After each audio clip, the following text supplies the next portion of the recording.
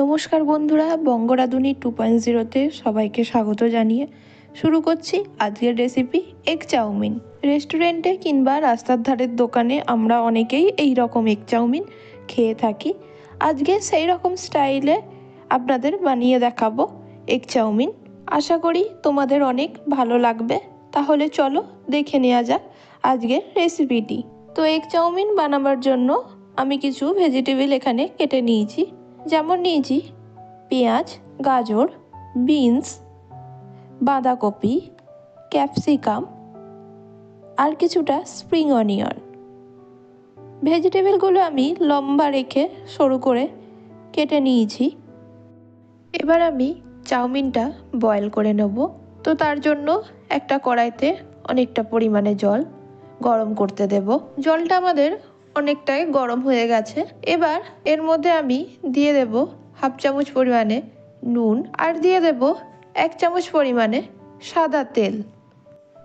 জলটা ফুটতে শুরু করেছে। এবার আমি চাউমিনটা দিয়ে দেব।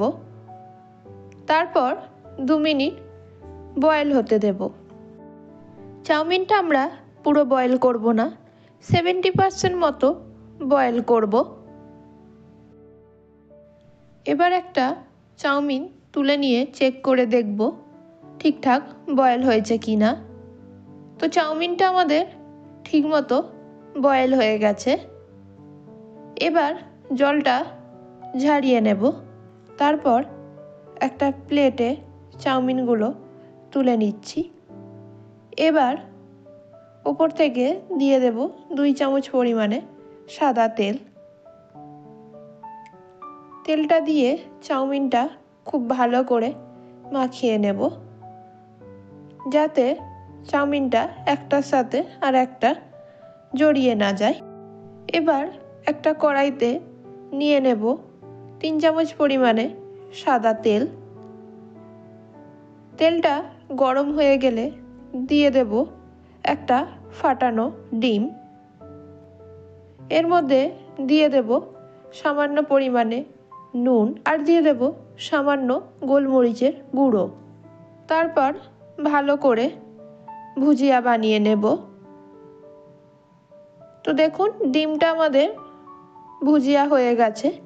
এবার এটা তুলে নিচ্ছি। তারপর ওই একই কড়াইতে দিয়ে দেব অনেকটা পরিমাণে সাদা তেল। এই সময় গ্যাসের ফ্লেমটা মিডিয়ামে রাখতে হবে। তেলটা ভালো মতন গরম হয়ে গেলে এখানে দিয়ে দেব 1 চামচ কুচানো রসুন।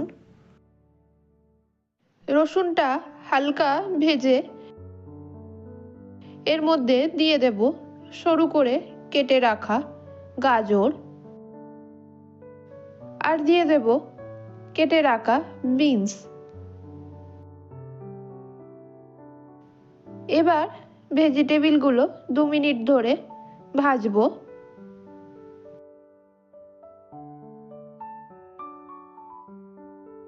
তারপর এর মধ্যে দিয়ে দেব কেটে রাখা ক্যাপসিকাম, পেঁয়াজ আর দিয়ে দেব কুচানো লঙ্কা। আবারও 1 মিনিট ভালো করে সব কিছু নেড়েচেড়ে ভেজে নেব।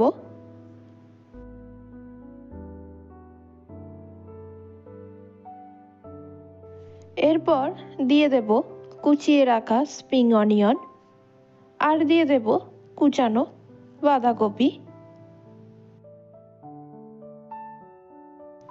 তারপর সব কিছুকে আবারও একবার সটে করে নেব। এবার এখানে অ্যাড করব আগে থেকে বয়েল করে রাখা চাউমিনগুলো। ওপর থেকে দিয়ে দেব স্বাদ মতন নুন আর দিয়ে দেব 1 চামচ গোলমরিচ গুঁড়ো। সব কিছু ভালো করে চাউমিনের সাথে আবারও নেড়েচেড়ে ভালো করে মিশিয়ে নেব।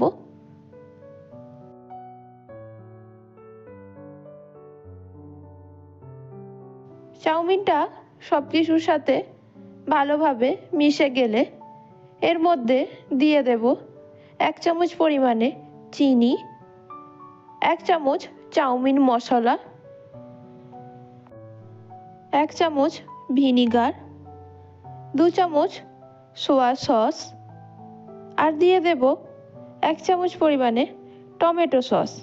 আবারও সব কিছুকে খুব ভালোভাবে নেড়েচেড়ে মিশিয়ে নেব। এই সময় গ্যাসের ফ্লেমটা হাই ফ্লেম করে রাখতে হবে।